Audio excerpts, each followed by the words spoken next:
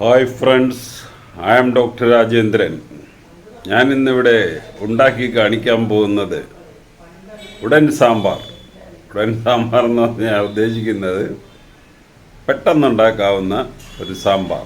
ഒരു 5 litre pressure കുക്കറിൽ തോരപ്പരിപ്പ് ഇച്ചിരി വെള്ളം കൂടുതൽ വെച്ച് തോരപ്പരിപ്പ് വേകാൻ വെക്കുക.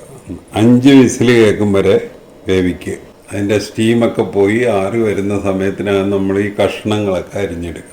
ഇത് വറുതാളിക്കാനുള്ള കാര്യങ്ങളാണ്. ഇത് സാമ്പാർ പൊടി, ഉപ്പ്. ഇതിൻ്റെ അകത്തിൽ ഈ കഷ്ണമൊക്കെ നമുക്ക് ഇഷ്ടമുള്ളത് ചെയ്യാം. പലരും ഈ ചേമ്പൊന്നും ഇട്ട് കണ്ടിട്ടില്ല. ഞാൻ ഒരു ചേമ്പ് കിട്ടി അതും ഇട്ടിരിക്കുക. ഏറ്റവും പ്രധാനം മുരിങ്ങാക്കോലാണ്. മുരിങ്ങാക്കോലിന് ഭയങ്കര വില. അത് കാരണം മുരിങ്ങാക്കോൽ ഇതിൽ ഇല്ല.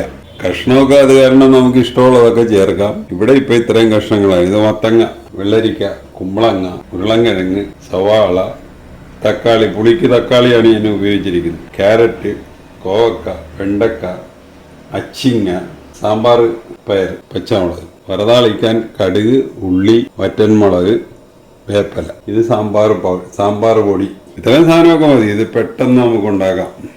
ആദ്യം ആ പരിപ്പ് വേവിക്കാൻ വെക്കുക. 4-5 വിസിൽ വരും വരെ വേവിക്കുക. 5 വിസിലായപ്പോൾ നമ്മൾ പ്രഷർ കുക്കർ ഓഫ് ചെയ്യുക.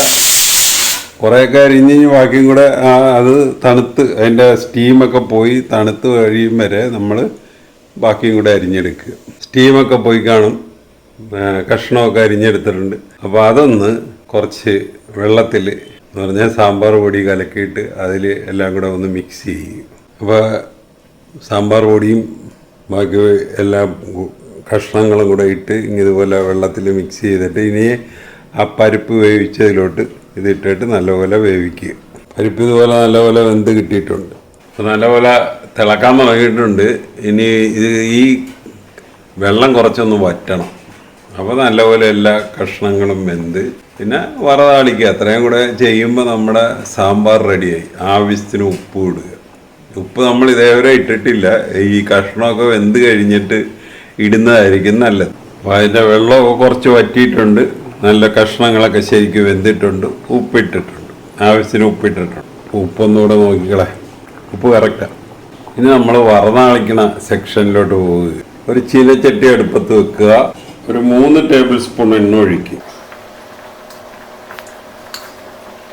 എണ്ണ ചൂടായി കഴിഞ്ഞാൽ ആദ്യം കടുകിടുക. കടുക് പൊട്ടി കഴിഞ്ഞിട്ട് വേപ്പില ഇടുക.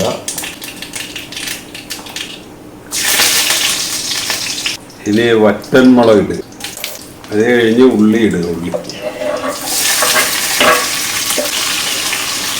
കുറച്ച് ഉപ്പിട്ട് കൊടുക്കുക. ആ ഉള്ളിക്ക് ചെറിയ കളർ ചേഞ്ചൊക്കെ വന്നിട്ടുണ്ട്. ഇനി ഈ സാമ്പാർ കോരി ഇതിലോട്ട് ഒഴിക്കുക. സാമ്പാർ ഇതിലോട്ട് കോരി ഒഴിക്കുക. ഇതിൽ പുളി ഈ പിഴുപുളി ഒഴിക്കണമെന്ന് താല്പര്യമുള്ളവരെന്ന് പറഞ്ഞാൽ പുളി കൂടുതൽ ഇഷ്ടമുള്ളവർക്ക് പിഴുപുളി ഒഴിക്കാം. ഞാനിവിടെ തക്കാളിയാണ് ഇട്ടിട്ട്. പെട്ടെന്നുണ്ടാക്കാവുന്ന സാമ്പാർ റെഡിയായി. അപ്പോൾ ഈ റെസിപ്പി അനുസരിച്ച് ഒന്ന് ഉണ്ടാക്കി നോക്കുക. ഉണ്ടാക്കി നോക്കിയിട്ട് ഇഷ്ടപ്പെട്ടുവെങ്കിൽ ഞങ്ങളുടെ ചാനൽ സബ്സ്ക്രൈബ് ചെയ്യുക. വേറൊരു വീഡിയോ ആയിട്ട് നമുക്ക് വീണ്ടും കാണാം. Thank you.